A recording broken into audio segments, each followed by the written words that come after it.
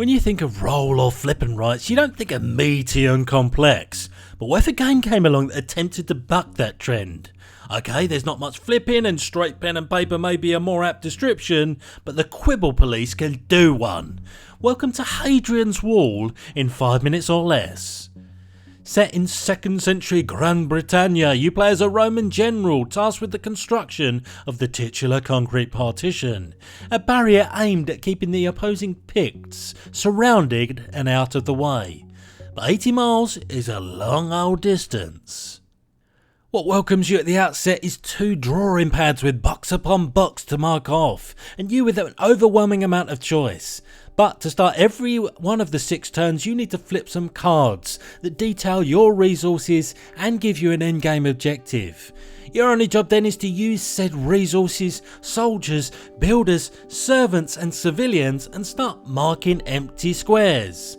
So on pad 1 there are a number of different sections you can invest in, and they break down roughly as follows. You have the wall itself and its secondary defences, which like most tracks will intermittently grant further resources. You've then got some infrastructure and resource generators before you find the attribute tracks that will comprise your main source of victory points.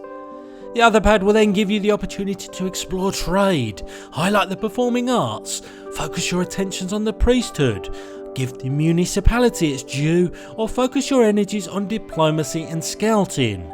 All of which have a thematic and mechanical connection in what they require and what you get in return. So why might you like it? Well, if you like comboing off, then this is the ultimate game for it. Marking off this space grants you a resource that allows you to mark off that space, and so on and so forth, which is as gratifying as it's always been. And the fact that it does a good job at thematically connecting this to all the segments on your paper is the cherry. But really it's about how engrossing and immersing the wall of checkboxes is. At first a lot to take in. It's the common logic applied to sections that require prerequisites, and how A must become before B soon makes it a fairly smooth sailing experience, without once dulling the rich decision making that the game offers. Which ties ever so nicely into the replayability on offer. Every part of the game feels like it hovers right on the periphery of the myriad ways you can acquire points.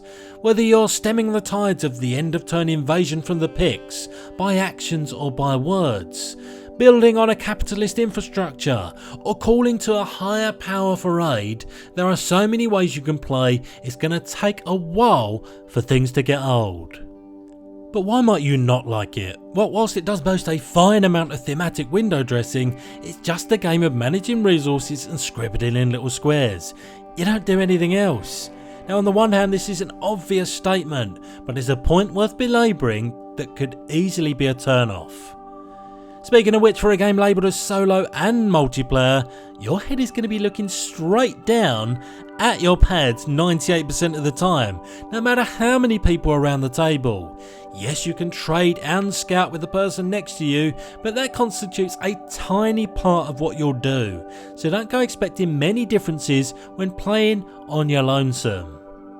If you're looking for similar games, then both Fleet, the dice game, and Paladins of the West Kingdom at least have a somewhat similar feel and vibe. But as it stands, Hadrian's Wall in many ways stands alone as the most straightforward of complex game. Alas, I have been the voice of Benji, and this video has ended. Hadrian! Hadrian! Forgive me. Box ticked.